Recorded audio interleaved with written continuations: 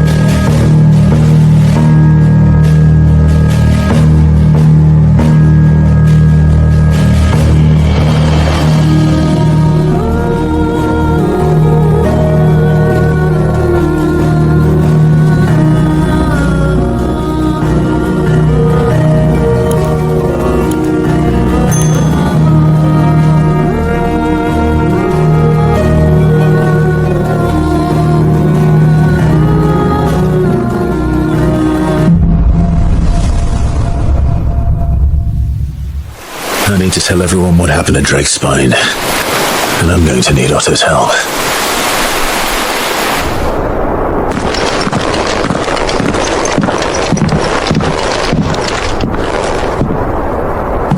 Is this everyone?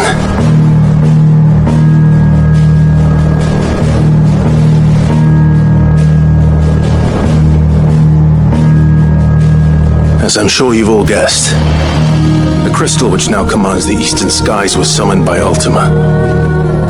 He called it Origem.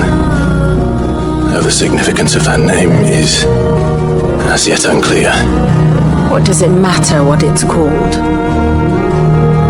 Its emergence tore Twinside asunder and wiped my homeland from the map.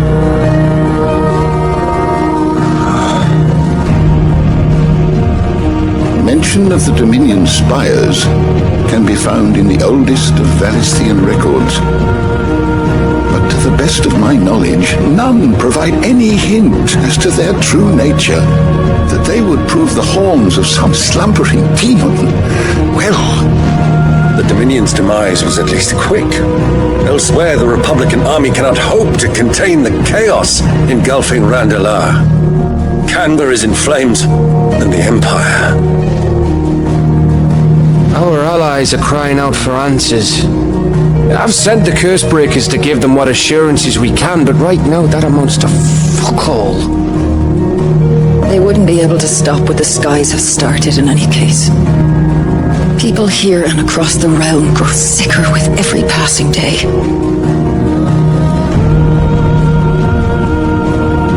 Could it be that this new mother crystal is like the others? That it draws upon the land's ether? It certainly looked that way from stone here. If that were true, it would explain the hastening spread of the blight since the crystal's appearance. Would it not? And as the land's ether slowly rises to the surface, it pools, corrupting all who cannot channel its energies. Archae above, ether floods below, and in the middle, here we languish, hopelessly entrapped.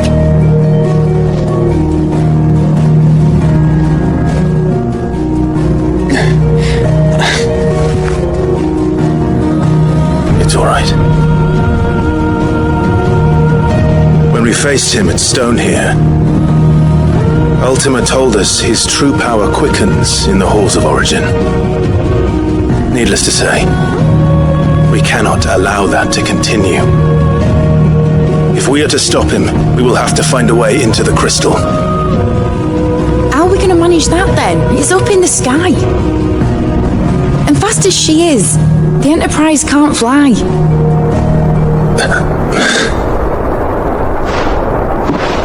It's a lot to take in, and I reckon we'd all benefit from some time to clear our heads.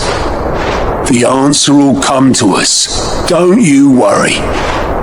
Ain't that right, Clive? Right. That's right. Well, go on then. Bugger off.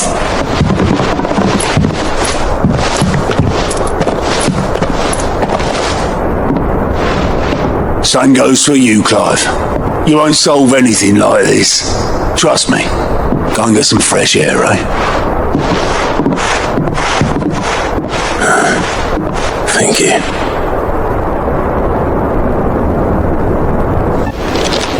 It's usually me making demands of Hippocrates. I wonder what this is about. Lawsman Hippocrates. I received your note. Ah, yes. I expect you're wondering what this is all about. You spoke of making amends with Dion, but I can't imagine what for. Then I should begin by telling you that I was once his tutor. This was some years ago, of course, before I joined Sid in his hideaway. At that time, I was counted among the foremost scholars of Oriflamme, and was accordingly invited to the palace to supervise the young prince's education, all to ensure that the future emperor had a firm grounding in, well, everything an emperor should. History, religion, commerce, government.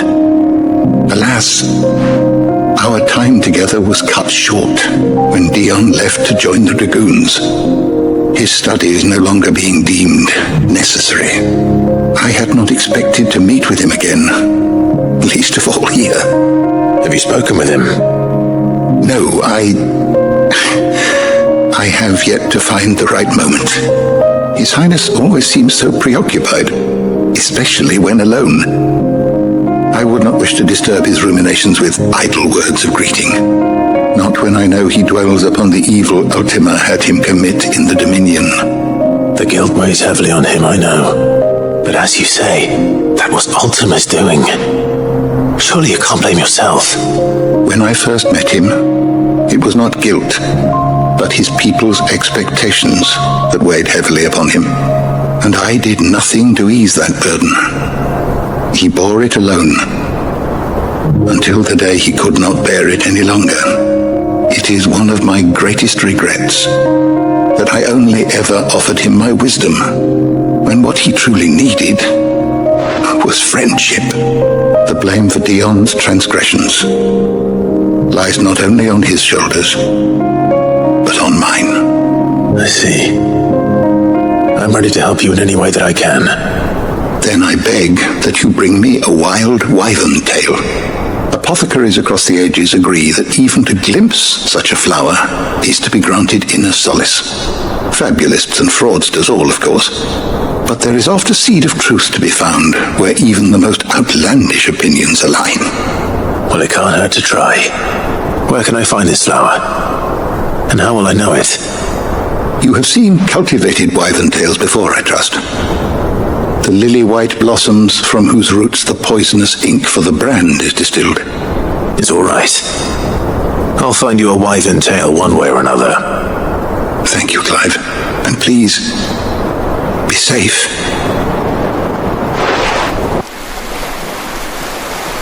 Oarsman, I found the flowers you were looking for. You did? I think I did.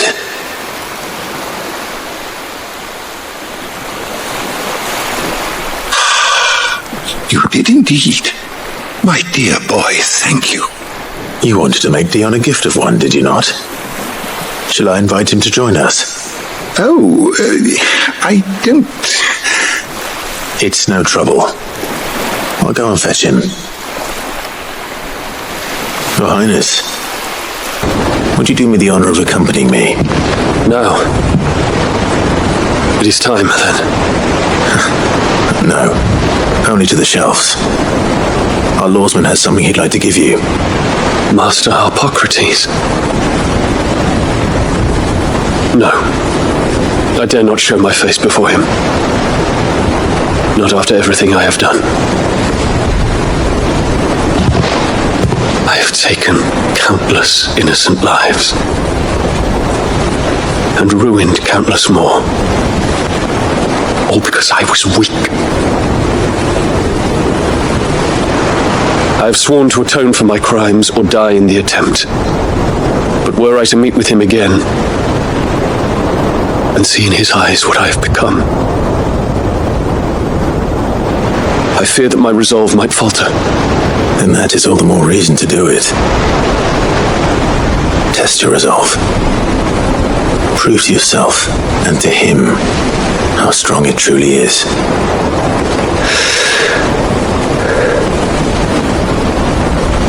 You are right. I must, at the very least, offer him my gratitude. Very well, then. Take me to him. Follow me.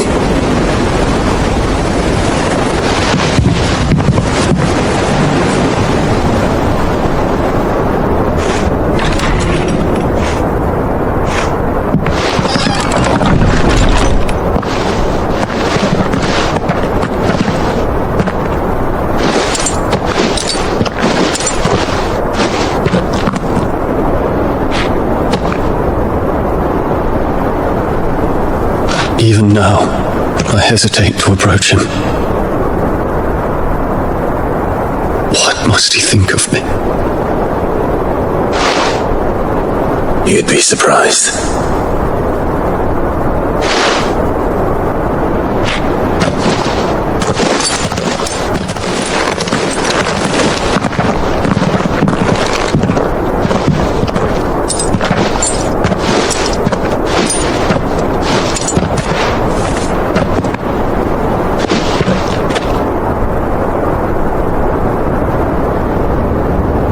Master Harpocrates, pray, accept my apologies for leaving your tutelage before my studies were complete.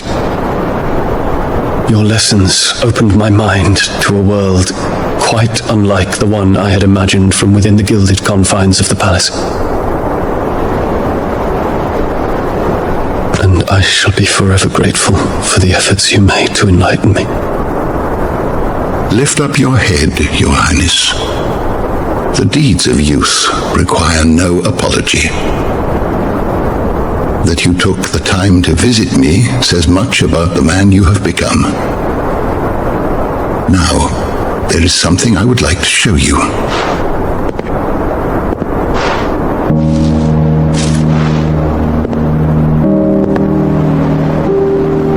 Is that a wyvern tail? The color is unfamiliar to me. Because it is unique to those found in the wild. Something in the harsh environment in which they grow lends them this striking hue. Their roots are indistinguishable from those of their hothouse cousins, but once they bloom, the difference is immediately apparent. In this flower, I see you, Your Highness. Its roots were the roots of a wyvern tail, with all that implies. But they do not define it, just as yours do not define you. I want you to have it, that it might remind you of this truth.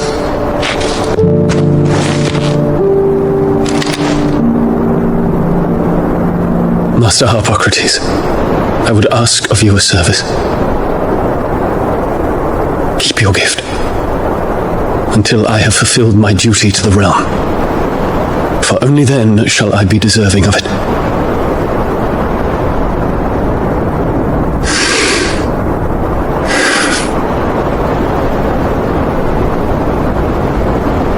As you wish, Your Highness. I shall await your return.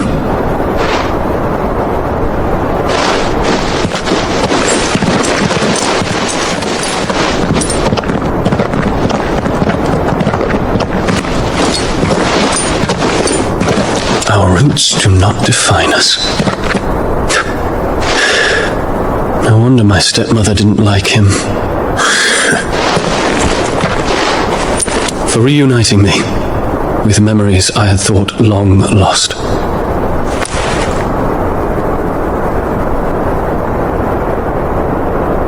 I shall not forget this.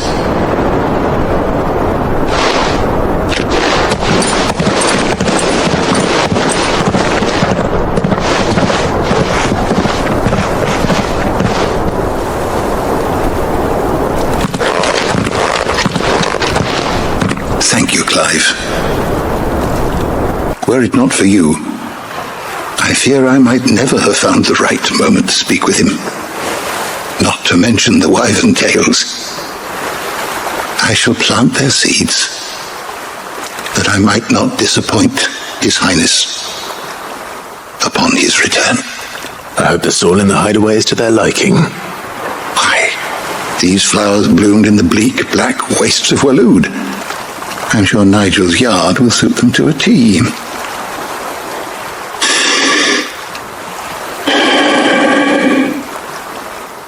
When it comes to expressing one's gratitude, I find that words are seldom sufficient.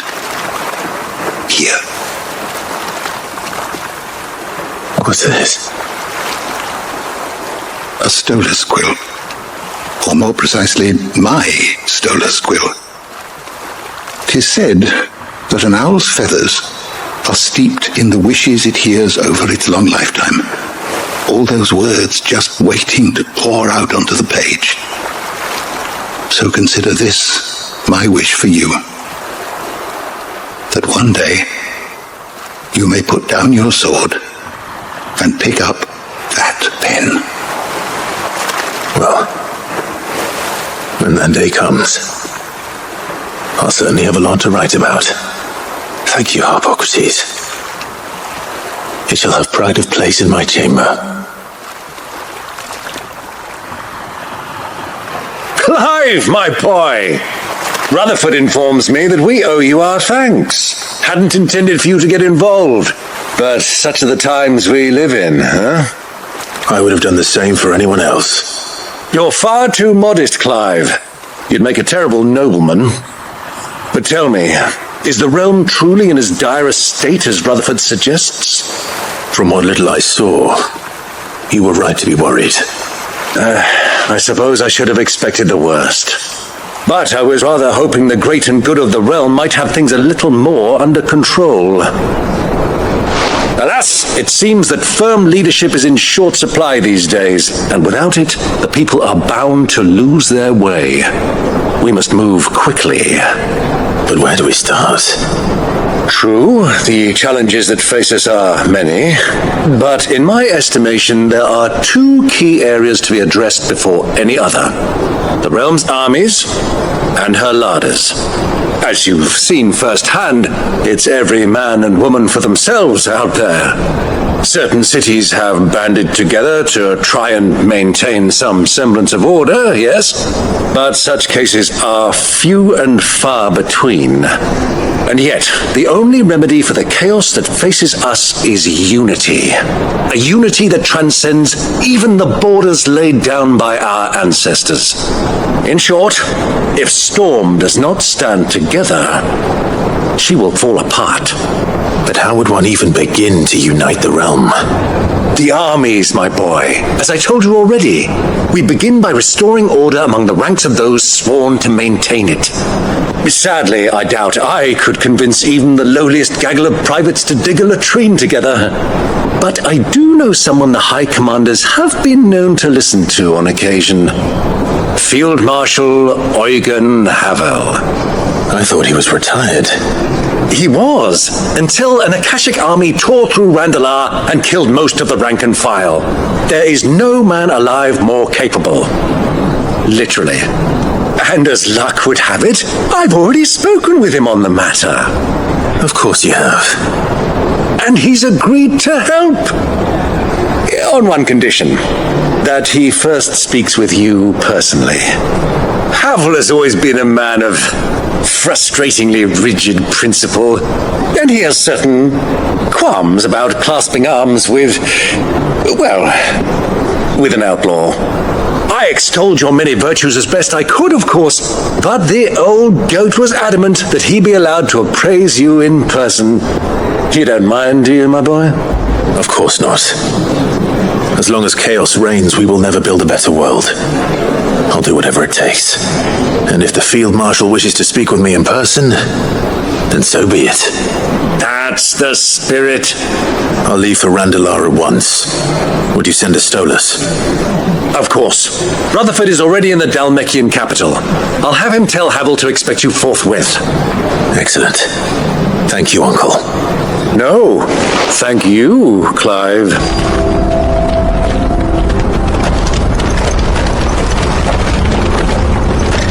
That can't be Rutherford, can it?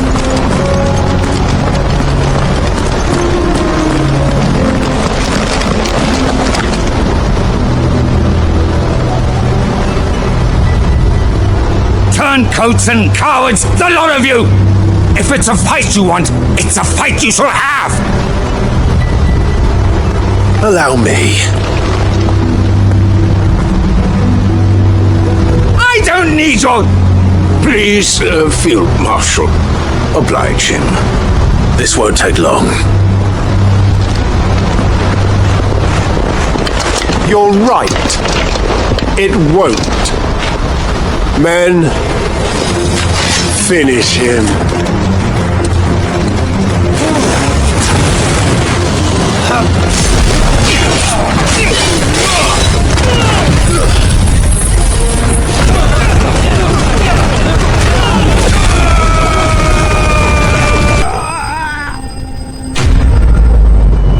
A little longer than I'd have liked.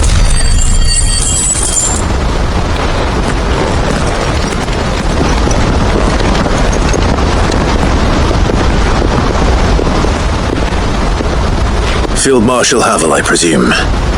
Are either of you injured? No, my lord. You arrived just as our escort turned on us. Fucking traitors! I'd heard reports of soldiers in the outlying regions abandoning the oaths they swore. But I hadn't thought the corruption had reached so close to the heart of the Republic. It's a fucking disgrace. Your interfering old bastard of an uncle tried to warn me, of course. My lord Marquis, or is Sid the Outlaw more to your liking? Call me what you want. It doesn't change who I am, or the urgency of the message I bring. My uncle has a plan to right the realm, and he needs your help to see it through. Before I agree to anything, I'd have you answer one question. What do you stand to gain from all this? I won't deny that I might benefit from further chaos. That I seek a new beginning for all of us. And while the choices I've made may not always have been the right ones, I know I made them for the right reasons. For so long, so many of us have been told how we could live, how we could die, when it should have been our decision all along. Now we have a chance to put things right. But in order to take it, we must stand together, even if it be beside those with whom we don't see eye to eye.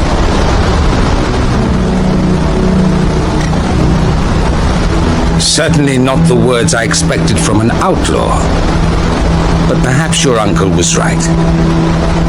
You are no ordinary outlaw. I'll never hear the end of this. All right. I'll start by ordering my most trusted guard to bring the Dhalmekian fringes under control. Next, I'll make contact with my counterparts in the Imperial Army and see if I can't convince them to try and restore order in their own territory. Thank you, Field Marshal. But they are not the only ones we will need to convince. What do you mean? I don't doubt that I can bully some sense into a few generals, but those they answer to require a different kind of persuasion. And when it comes to honeyed words, well, we will need an envoy, one who can court even the most stubborn of statesmen. You, perhaps. I'm flattered, but I'm no diplomat either. And I have other problems to attend to. What we need is a skilled arbitrator. And I may know just the person. Is that so? And would he happen to be an outlaw too? Of a different kind, perhaps. Well, beggars can't be choosers. I suppose we'll all have to find a little of the outlaw in ourselves if we're to make it through this. Very well. Send your man to me right away. I shall.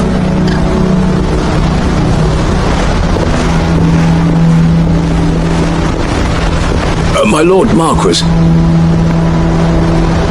Your Lord Uncle bade me escort the Field Marshal to his manor in Port Isolde. And I will see that my associate joins you there. Very good, my lord.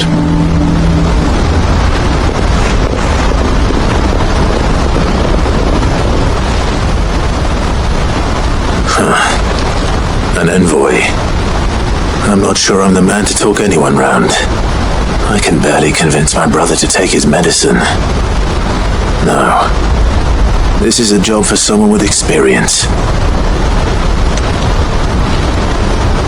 Someone like Quentin. I hope I can convince him at least.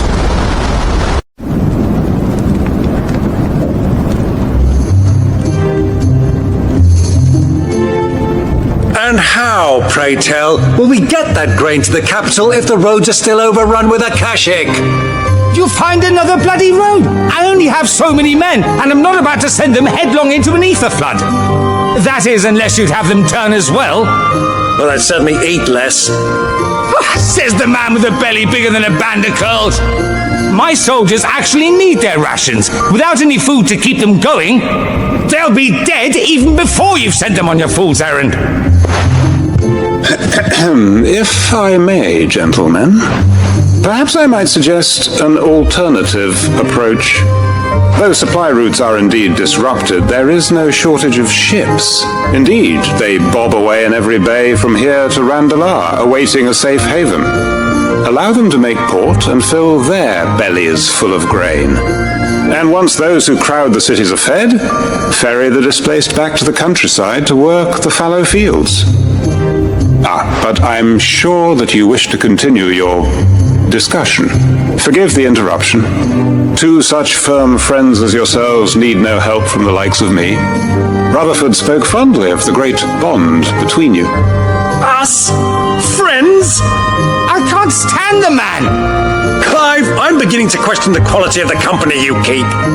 And what kind of company were you expecting him to keep? The man's a criminal! Criminal? How dare you? You are not fit to breathe the same air as this fine, upstanding young gentleman. Upstanding? He calls himself Sid the bloody outlaw! Once more onto the breach.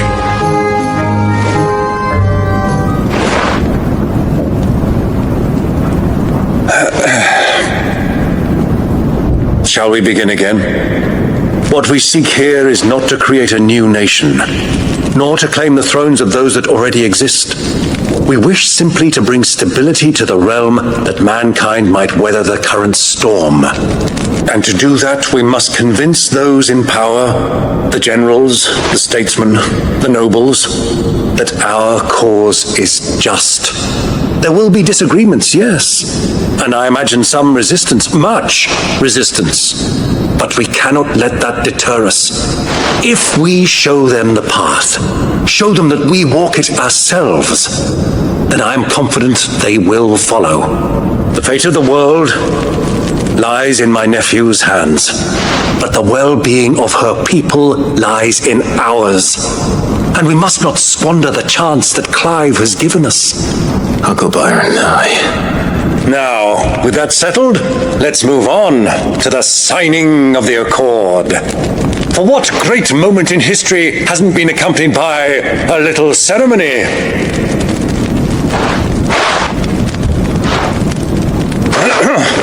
Citizens of Valisthea, I present to you the Tri-Unity. Rutherford, Mike Will.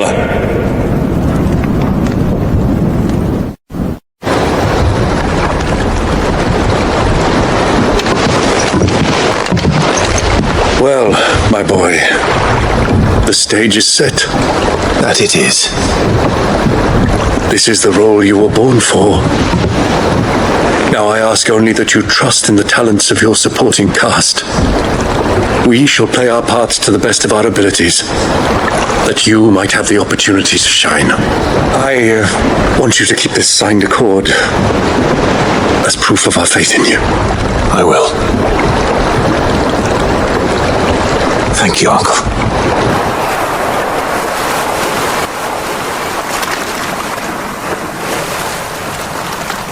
Sid, you have to help us. With what? You didn't take apart another of Mid's contraptions, did you? No. Well, yes, but that's not what we want to talk to you about. It's Miss Mididol. She's been acting strange. Very strange. She's barely ever around.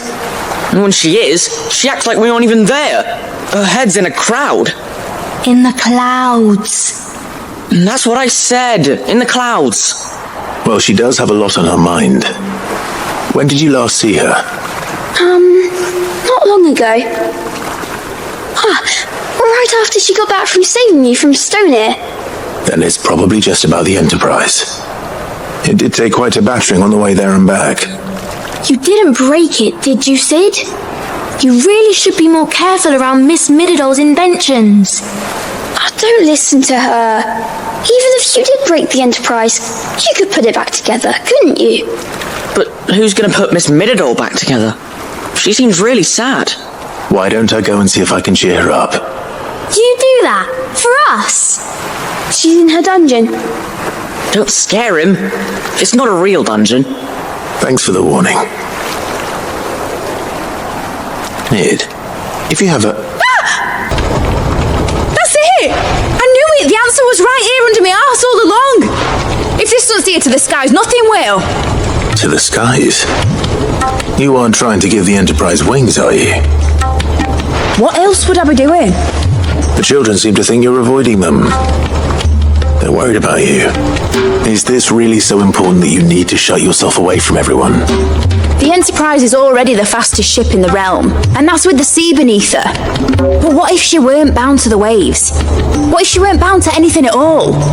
It's not fair. The gods get the skies all to themselves, so I'm going to do something about it. The Fallen had their chance, but they relied too much on magic.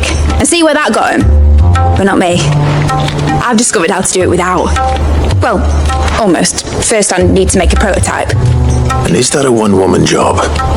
Are you volunteering? I'll have you know the Enterprise is my baby. But if a godfather's offering to lend a hand, I'd be happy to take it. First, I'll need oil, and not just some old drippings from Miss Molly's spits in the Tub and Crown. Refined stuff, like they make in Ordil. Then I'll need some bone, or shell. Light, strong, preferably no longer attached to the beast it belongs to. If it's beast bones you're after, I'm sure the curse breakers will know where you might find some.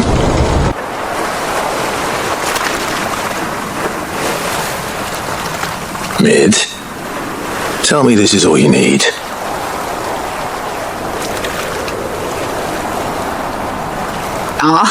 You make it sound like I asked you to save the world or something. Will it work? Will it work? It's perfect! You're a genius, Clive. What exactly are you going to use it for? Only the most important job of all. The wings aren't going to move on their own, but with the right cog in the right place, well, you just wait and see.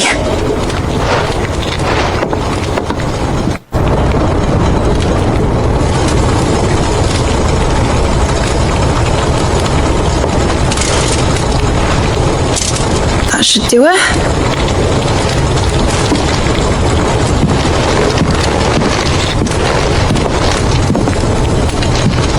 Here goes nothing.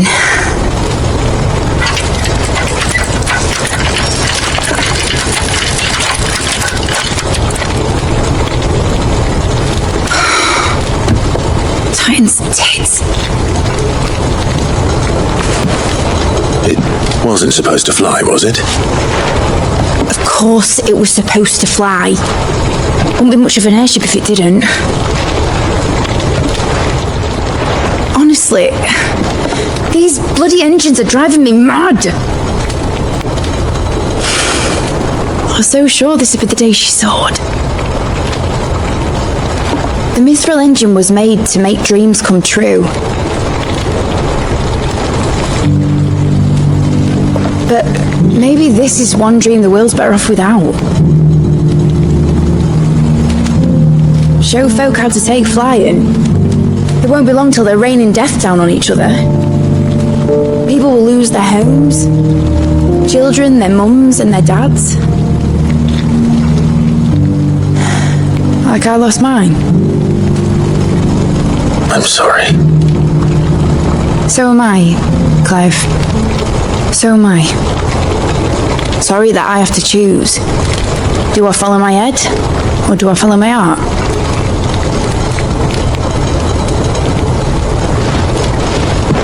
Good question.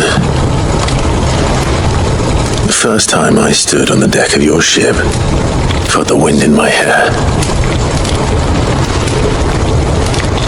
It was like I was flying, but imagine how it would feel to actually do it.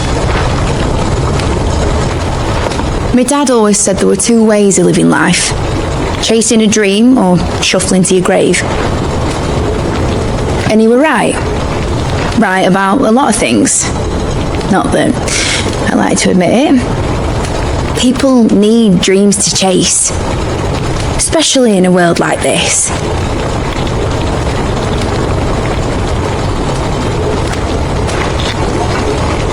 Right. When this is over, I'm going to take all my mithril engines to Zemeckis and sling them over the edge. I won't have my dream end up turning into someone else's nightmare. But all that hard work... All that hard work will not be used for war, Jamie. But it isn't like it'll be gone. Tell me, Clive, have you ever been on a treasure hunt?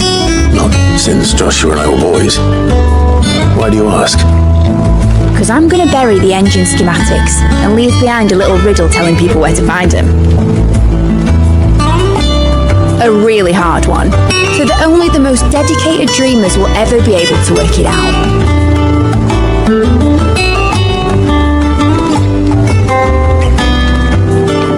Ooh, I can picture it now.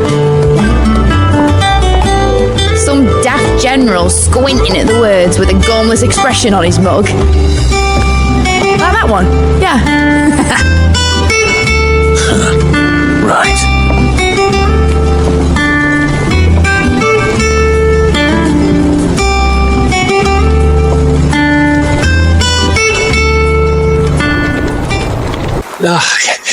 You alright? Something troubling you? No more than usual. It's just... Eda's baby will be coming soon and I wanted to make something for it. I'm sure she'd like that.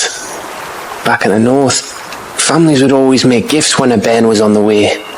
Yeah, let the little tykes know they were welcome in their new homes, like. So, what's the problem? The problem is that Eda's due any day now, and I don't know if I'll be ready in time. Is there anything I can do to help? You know, there just might be. All right then. What exactly are we making? A good luck charm, but not just any good luck charm. Not just any. No, one made from the feather of a silver chocobo. There's naught lucky in all the realm, or so we used to say back home anyway. Thing is, they're hard to come by. Had Otto and Karen check with their suppliers, but nothing. I try and track one down myself, only... Only the big day is fast approaching. And that's all you need, a feather. That or the bird whose arse it's attached to, aye. I was going to start by asking around with travelling traders plying the northern borders. Well, there's no shortage of those passing through Martha's. I think I might make that my first port of call. I'll let you know if I find anything. You're a good friend, Clive. I won't forget this. Let's hope one of the merchants here has what Gav needs. Excuse me. I'm looking for something. Oh, well, then I'm your man. A silver chocobo feather. Oh, or maybe not. Though you're not the first to mention the bird around here. There was a man stopped by the rest not long ago claiming he was attacked by a silver chocobo near some gutted hovel not far from Eastpool. Most took him for a braggart and a liar, but who knows? Perhaps there was some truth to his tale. We'll see. Thank you. Can I help you with something? You wouldn't happen to sell silver chocobo feathers, would you? I deal in fruit, not fancies. But if it's fancies you're after, I suggest you try Rhiannon's ride. Was a silver chocobo seen there? Oh, yes. If you believe the ravings of a madman. It wouldn't be the first time.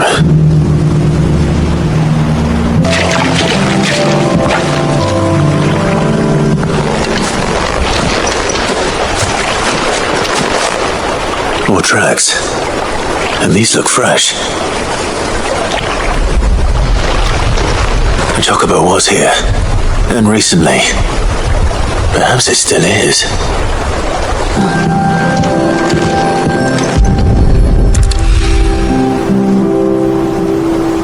Well, I'll be damned.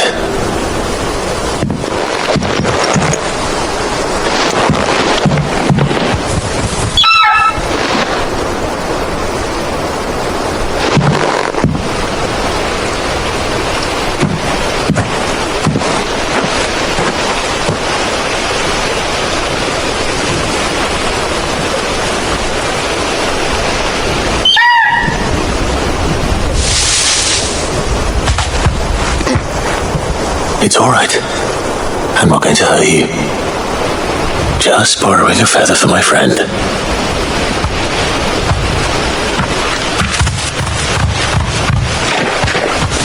Thank you. Let's get this back together before they change their minds.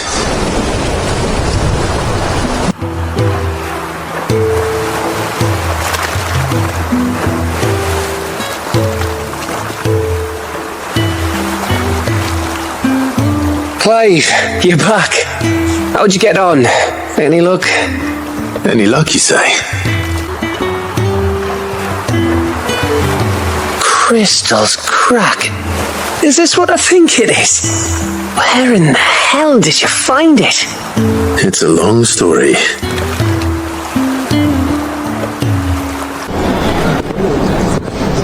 Right there on the road to Eastpool. Who'd have thought it? Everything up there's been abandoned for years. The empty cabin made for the perfect shelter. Though I fear my presence may have forced the poor creatures to look elsewhere. Don't blame yourself, Clive. The blight's right on Eastpool's doorstep. They'd have had to move on before long, even if you hadn't have turned up. They'll find a new home. Trust me. After all, that's what us endangered animals do. Anyway, what matters is, you managed to nick us one of their quills before they could run off. And now all that's left is to fix it to the carving. I didn't know you could carve. Reckon there's a lot you don't know about me. Like the fact I'm as good with a whittling knife as I am with a sword. And that bone Ember gave me's a dream to work with. What did you say it was from again? An Avis? But it weren't your Avis, Sid. I slew one of my own at last. There we go.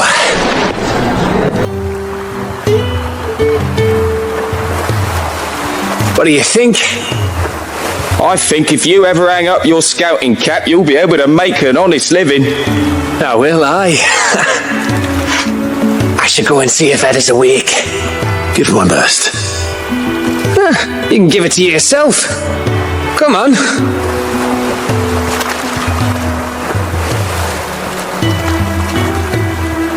Ah, me lords. How are you feeling? Well, thank you.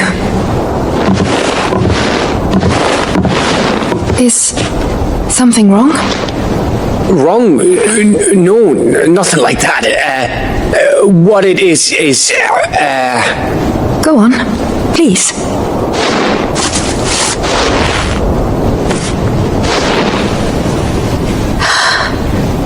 It's beautiful. Did you make it? We did. It's from all of us here at the Hideaway.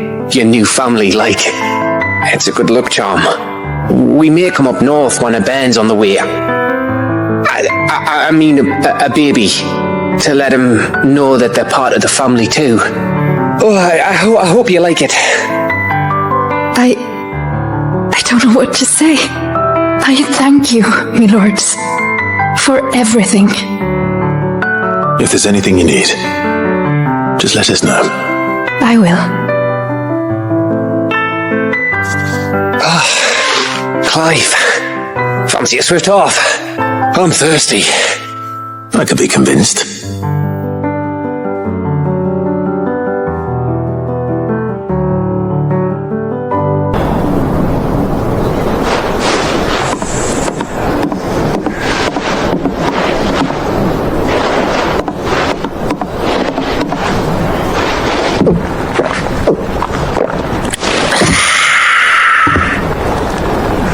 Don't you think you've had enough?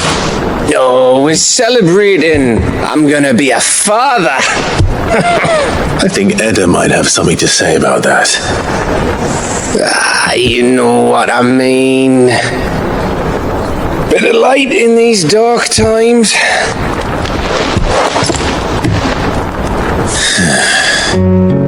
Wasn't long after me 10th name day, my mum told us she was with child again. I was over the fucking moon. I was looking forward to having a little one to lord it over, what with me being the runt of the litter. Thought I'd finally have a chance to prove to the world that I could be a big brother. Imperials came the day she went into labour. Had myself a baby sister, and then I didn't. My whole family gone in a blink, while I hid in the cellar like the spineless little arsehole I was. Great brother I turned out to be.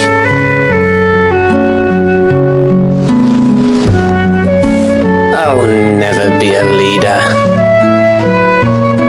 And I'll never be a hero. I'm just a daft little dog who comes running when his master calls. I'll never be like you, or Sid, or Jill, or even Torgal. Have you finished? Maybe.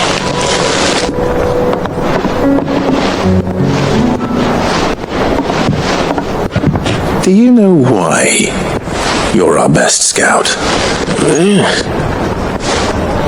Because you don't need anyone to hold your hand.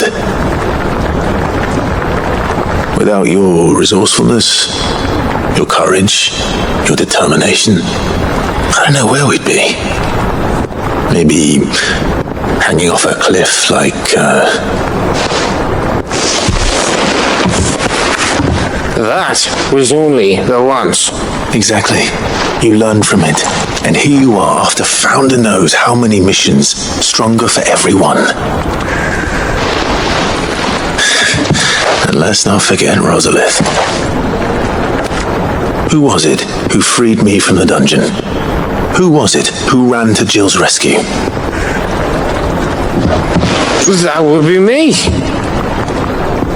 Because you're our brother, Gav. My brother.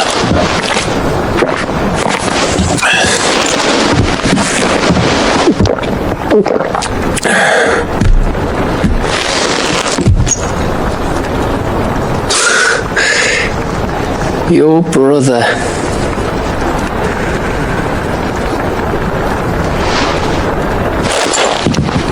Which means that when the time comes,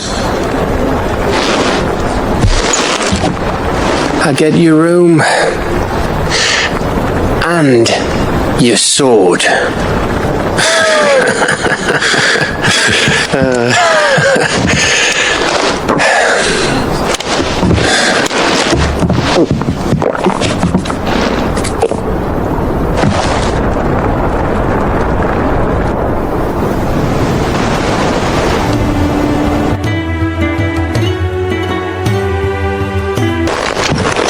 pining for something, boy. What is it? What do you see out there?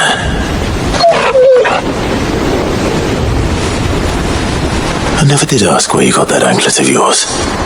From Sid, that's why. On the day he brought him home. That long ago? And you're only thinking to ask this now? Sid saw that the pup had a habit of gnawing on his leg, since you ask. Clap that there iron on him to keep him from doing it. What was wrong, boy? I'll take like as not. Must have been hard on the poor whelp losing his loving masters at such a young age. Doubly hard in being a frost wolf, torn away from his icons and all. Sid would always tell him, you want that iron gone, you find what it is you're looking for. I reckon what he was looking for was you. I'm sorry, Torgal. Sorry for making you wait so long. Let's get that thing off you.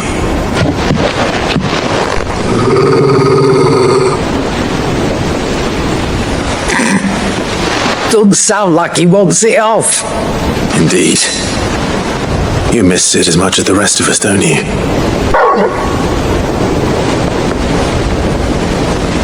You want me to go with you somewhere?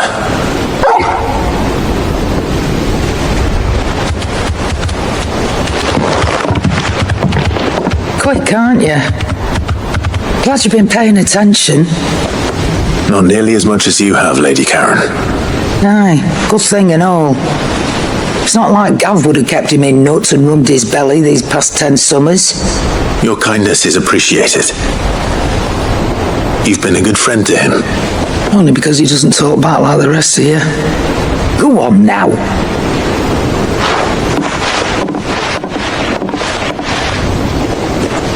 Where to then, Torgal? All right, Torgal. Where are you taking me? I'm going to need a little bit more than that, boy. Do you have a better hint for me? Unless you've already given me one. Back on the rear deck, you were looking west, toward Rosaria.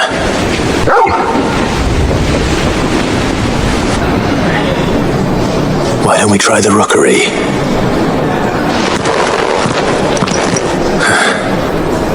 I haven't been to the island in almost 20 years.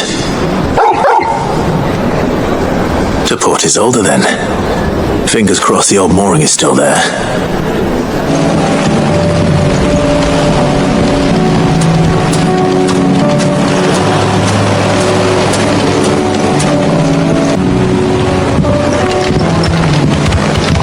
It's still here.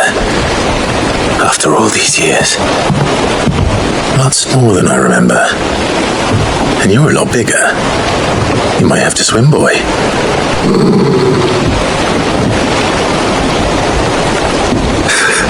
I wasn't being serious.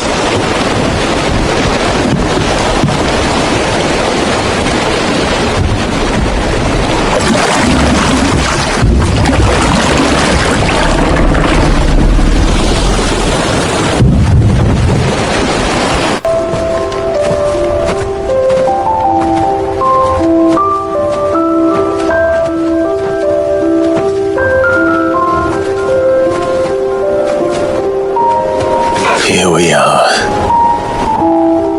This was our hideaway. Wasn't it, Torgal?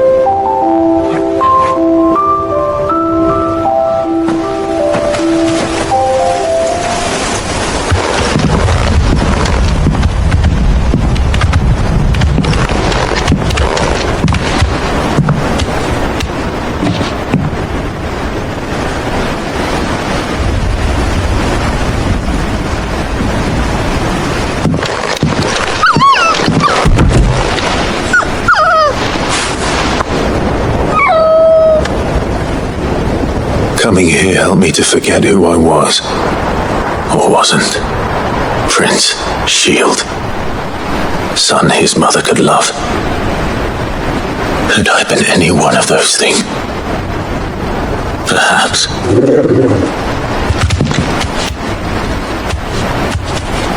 What is it, boy?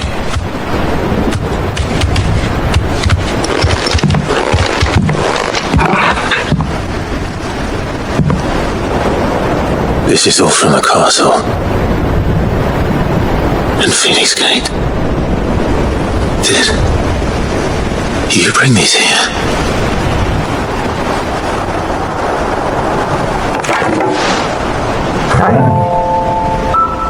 My sparring sword.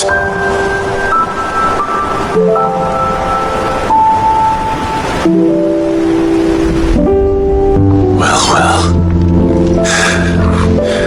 You never stopped looking for me, did you, boy?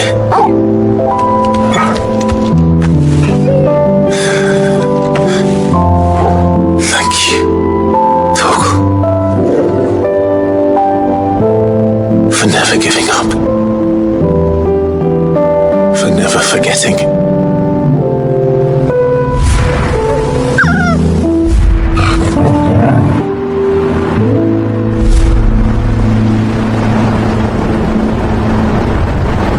Let's take this with us, shall we? So I don't forget either.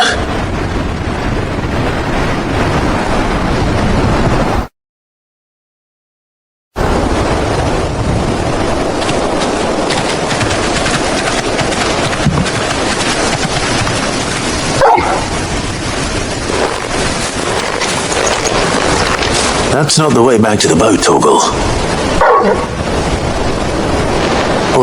All right. I'm coming.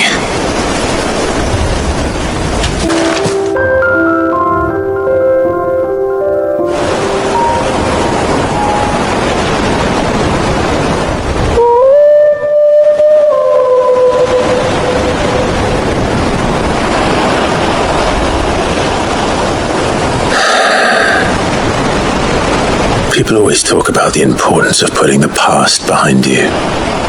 But without it, we wouldn't be who we are today. And we certainly couldn't steer our way to a better tomorrow. Come on, Torgal. Let's go home.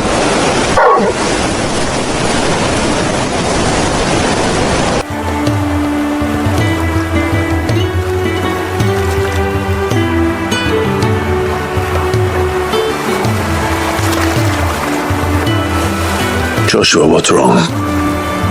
And don't say nothing. It's not nothing. I've received word from Cyril. The Undying have found Father's will, or something akin to it. His will?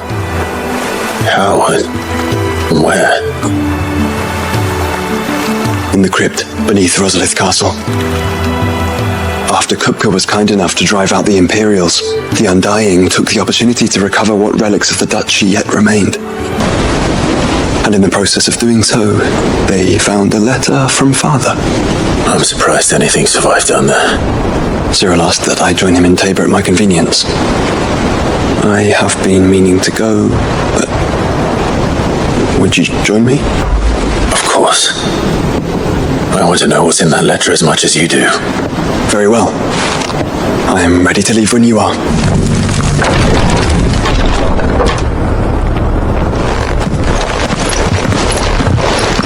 Your Grace, my lord, I trust your journey was not overly onerous.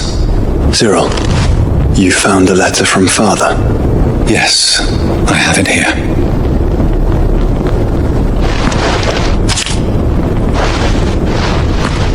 If you would do us the honor, my lord.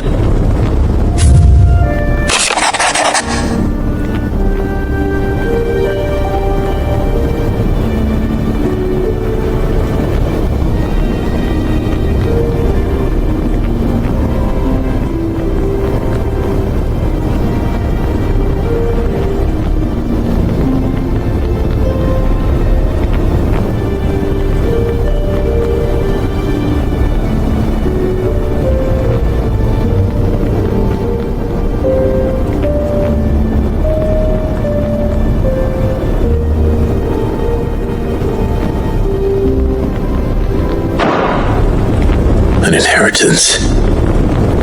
It would seem the late Archduke penned this missive shortly before his passing. The day before we left for Phoenix Gate. What are these plans he spoke of? His plans for the duchy, Your Grace. Your father entrusted them to my predecessor, the former bearer of the Burning Quill, who entrusted them in turn to me. The complete emancipation of bearers is their stated aim. But your father's dream did not end there. His Grace also spoke of building hospices to care for those stricken by the curse, and the founding of a new university to further the development of non-magical technologies. With the blight spreading ever more widely across the twins, Archduke Elwyn saw this as the only means of securing Rosaria's survival. He wished to see men and bearers treated as equals, to see centuries of common wisdom overturned. Small wonder he did not think it achievable within his lifetime. But he thought it achievable nonetheless. Had he not, he would never have written this message. Nor would he have entrusted his vision to his most faithful aides, those who would have stood with you, shielded you from the machinations of the less benevolent personages at court. It's a pity only they are still with us. 'Tis true that those most loyal to your father were the first to suffer the Duchess's wrath.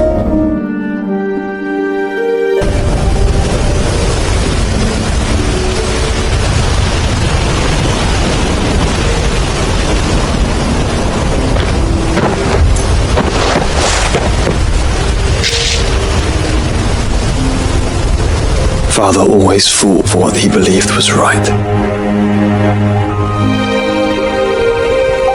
It wasn't until that night at Phoenix Gate that I realized I had never fought for anything. I always had someone else to do the fighting for me.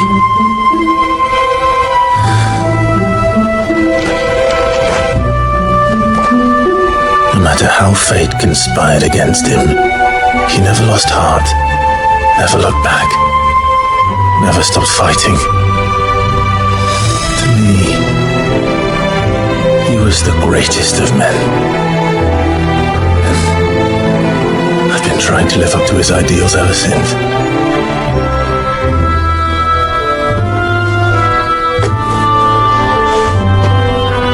We all have, Clive. We all have. And we'll keep trying, because that's what he would have wanted. What he would have done himself. Even if it meant standing against the very gods in the heavens. I shall be borrowing this, Father, if I may, that you might watch over us as we follow in your footsteps.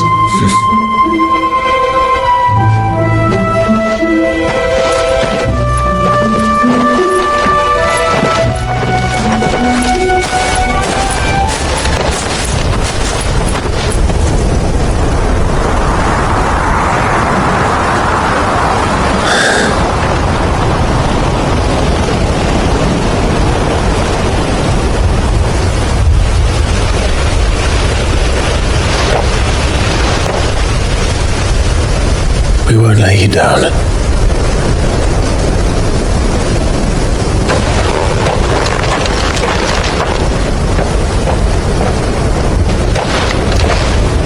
Onward then. Onward. To the end.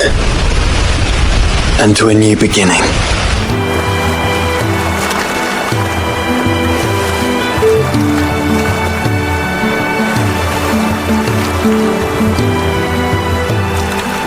Jill, there's something I'd like to show you. There is? And where might this something be? It's, not here. Now, I know this is sudden, but how would you fancy a trip to Oriflamme?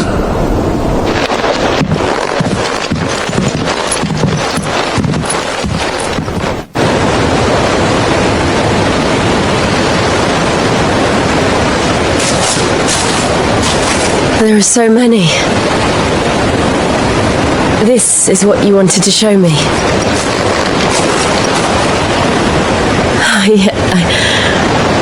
I don't know what to say. You don't need to say anything. The smile on your face is enough. We've been worried about you, Joshua and I. Do you remember when I took you to Man's Hill? Or tried to? How could I forget? You saw me crying and thought a change of scenery might lift my spirits. In the end, it earned me a nasty cough and a stern scolding from your mother. But I felt wonderful nonetheless. I'm sorry. I had no idea what I was getting us both into. But I couldn't bear to see you like that. Before we left, my chambermaid told me she'd overheard your mother talking about my marriage prospects with some of the noblewomen at court. They were debating whether it would be more profitable to marry me off to one of the high houses instead of saving me for the ducal line. No one thought to ask me what I wanted. I was nothing to them. A pawn at best. I felt so trapped. So lonely. I didn't know. But I wasn't alone.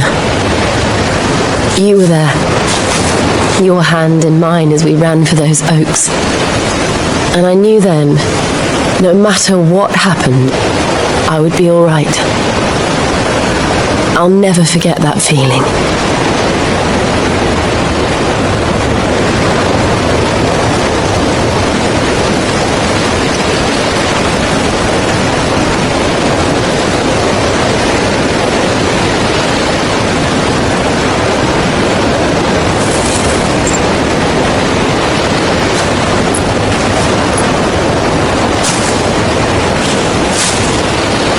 Before we broke camp, the morning after the storm, do you know what I did? No? What? I slipped away from my governess to climb the tor. And from there I saw a sea of petals, all reaching for the sun. And I realized no matter how terrible the night, dawn would always come.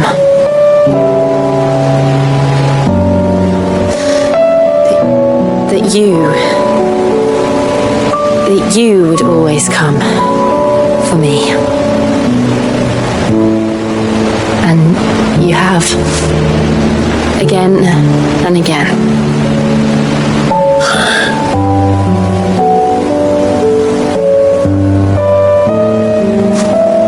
Where do you see us?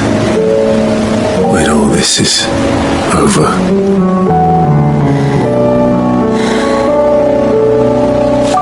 I don't know.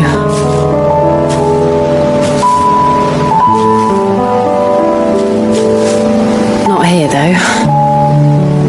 I think I've outgrown the twins. After everything we've been through, the realm just seems so small.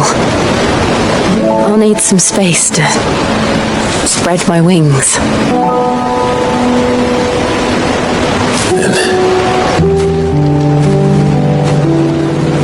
That's what you'll have.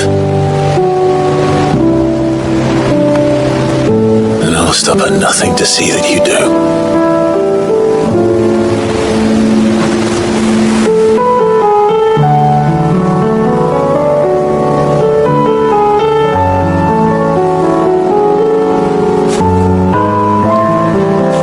Much good at garlands, but it'll have to do. I'll treasure it forever. Thank you, Clive, for this, the flowers, for everything. It's exactly what I needed. You Oh, my treasure.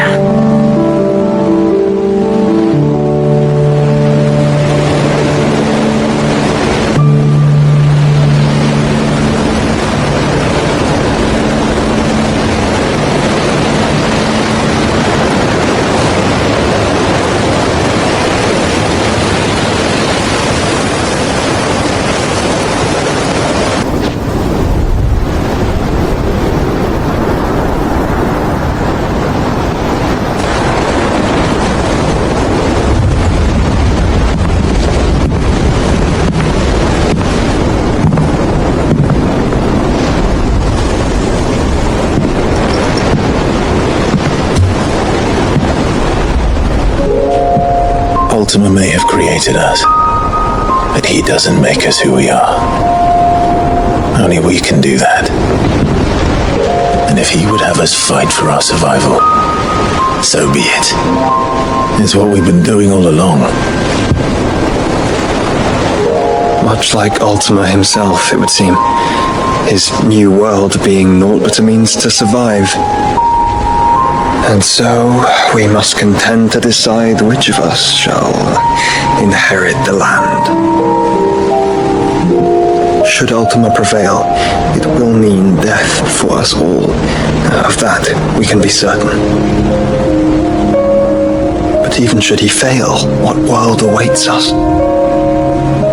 A withered, godless place, where our newfound freedom will most like prove a chain in itself. Well, that may be, but a chain can always be broken. As long as one has the will to break it, it won't be easy. It may take generations, centuries of suffering. And that is if everyone plays their part. But it will happen. And when it does, it will be on our terms. That is the world that awaits us. Indeed. And what better world could one wish for?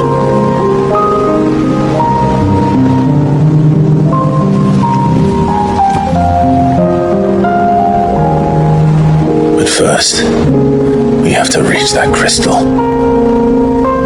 Then it's a good thing I have wings.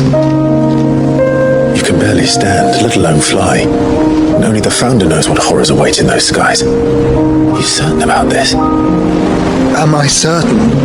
I am the Phoenix. I will do what I must.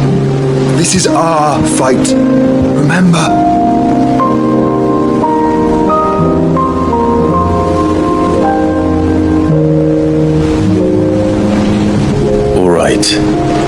I yield. But only what you must, yes?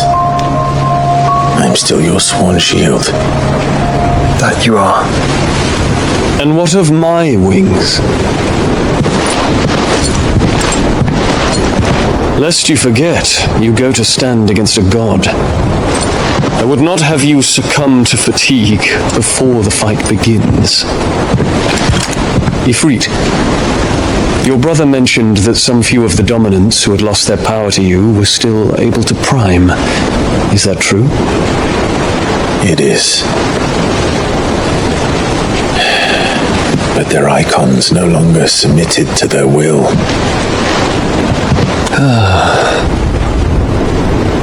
Then mine will have to be stronger. That you both might save your strength for the battle to come. You don't have to do this. If you do, there's a chance you might lose all you have left. And what have I but regret?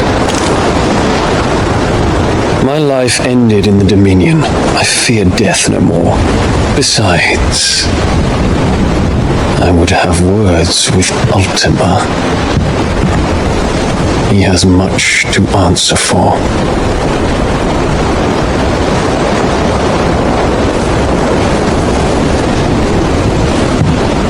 We are in your debt, Dion.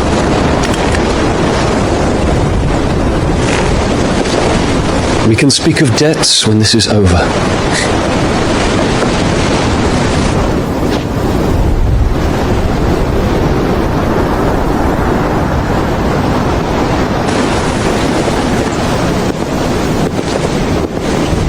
He speaks like a man who knows he's not coming back. And has come to terms with that. That doesn't mean that we have to, does it, Clive?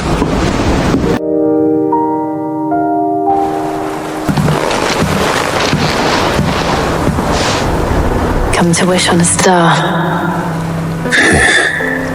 That might not be such a bad idea. This is it, Jill. You know what I have to do. Why I have to do it. There's no turning back now. This is where our journey was leading us. Where it will end, for better or worse. I could pray to Metia for you. But you'll be all right, won't you, Clive? You always are. I did promise we'd watch the moon together. I'll be waiting. I wanted to give you something. Is this? I stitched it from the cloth you gave Hortense. The piece she said you liked best. I told her I used to enjoy needlework, but I didn't think she'd remember. It's beautiful, Jill. You didn't have to. When I was very little, I recall my mother telling me that young ladies of the court would give knights ribbons from their hair before they went off to war. I still wear mine, so I made you this instead. White is the colour of faith. Faith in your friends, your family, your purpose. Unblemished, unfeigned. Just like my faith in you. Our faith. May it ever steer us true. And may it ever bring you back to me. I will always be here. Thank you, Jill.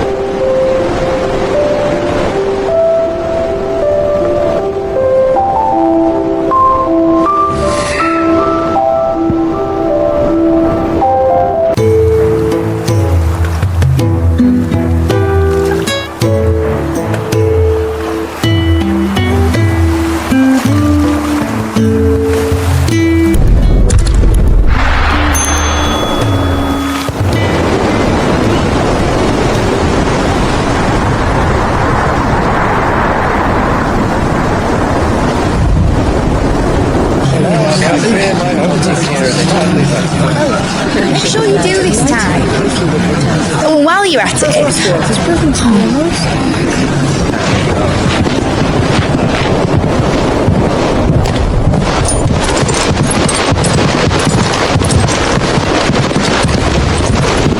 Clive, if you see me dad up there, tell him we were right to leave his legacy with you.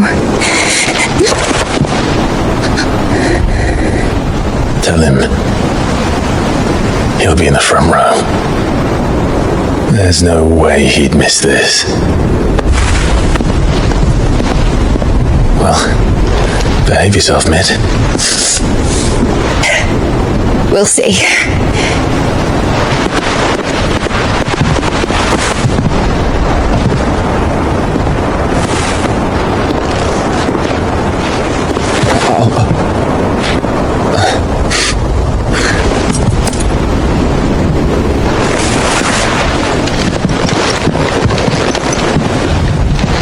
So, you're in charge now, Gav.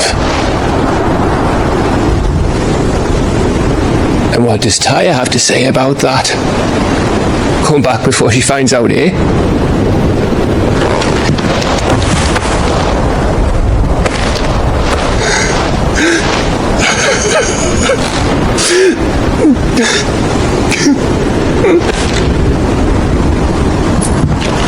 Thank you, Yote. I'm sorry. Your Grace, I shall pray for your safe return. That's kind of you. But you should pray he took his medicine. I didn't spend all night grinding herbs for his lordship to leave them on his nightstand. Again. You needn't fear, Lady Taya. And thank you. See that your brother comes back in one piece. Or, at most, two. Any more and you can heal him yourself. I'll keep that in mind.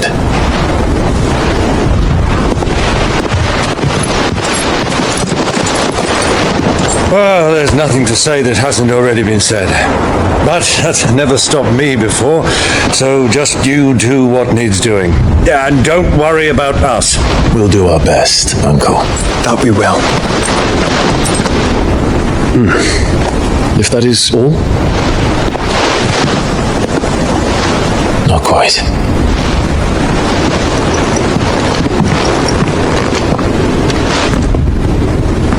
Jill. It's time, isn't it? It is. Take care of him.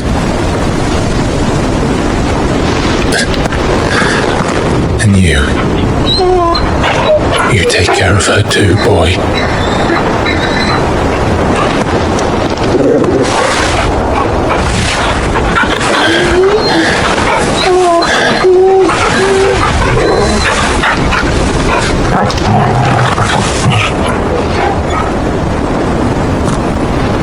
Don't forget, Clive. We all choose our own path. Believe in yours. I do.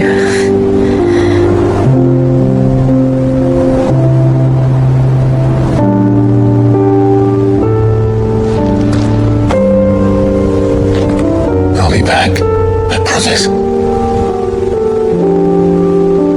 I love you, Jill.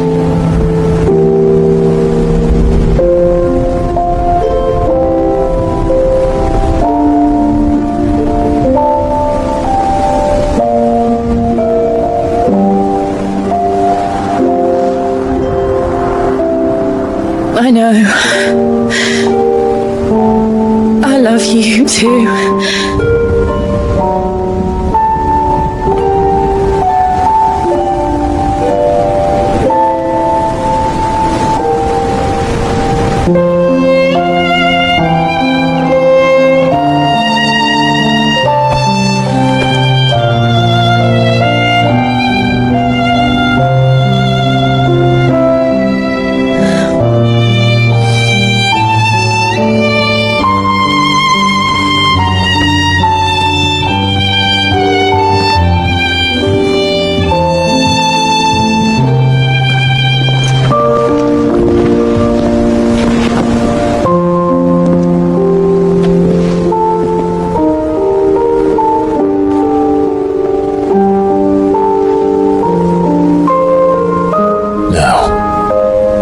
have a god to kill.